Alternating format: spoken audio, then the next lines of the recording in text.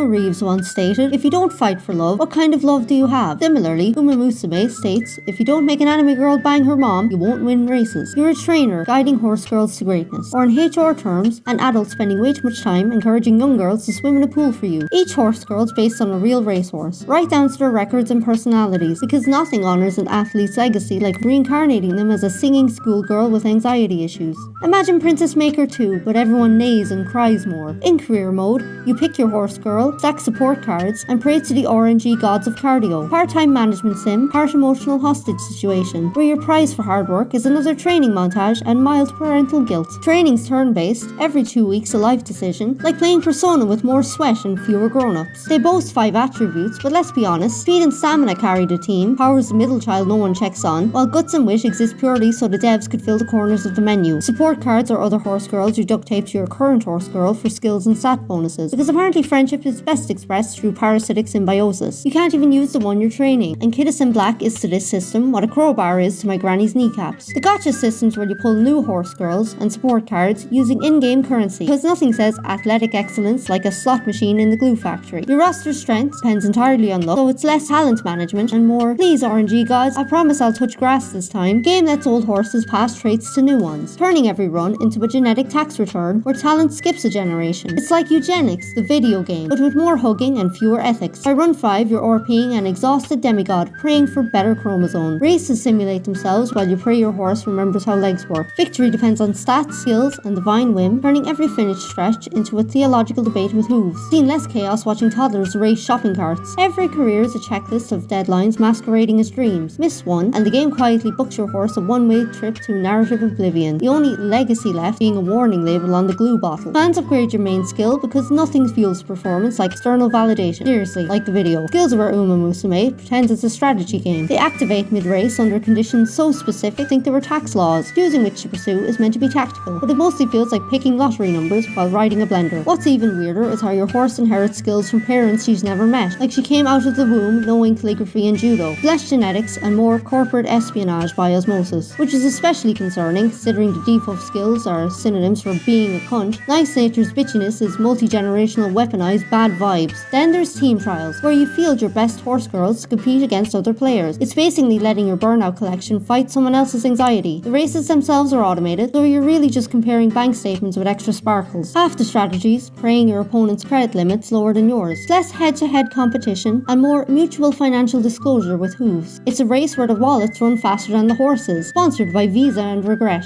It's equal parts joy and despair, like parenting crossed with stock trading. The whole thing reminds me of those Dan Schneider Nickelodeon shows. They were wholesome in our childhood, but there's a strange feeling that someone's getting off on it. Like when you tell Rice Shower to get in her swimsuit and swim for your entertainment, it's appropriate and not grooming, but when my English teacher in school asked me to do the same thing, it's creepy. I wonder how the owners of those dead real-life horses would feel knowing we're all here gooning to their big-breast girl depictions. So, what's the verdict? Umamusume is one of the most fun kinds of emotional damage I've ever signed up for. I love raising my little herd of anxious sprinters, but every loss feels like a death sentence, a glue factory looms like an unpaid bill, and the inheritance system? Completely nonsense. You can raise the most perfect, statistically defined horse girl in history, and the game still slaps her with a 1-star rating like a restaurant that failed its hygiene inspection. I've had nightmares of champions waking up on the menu screen, asking where it all went wrong, while I stand there holding the retire button like a war criminal begging for forgiveness. The real horse girls were the tax write-offs we made along the way.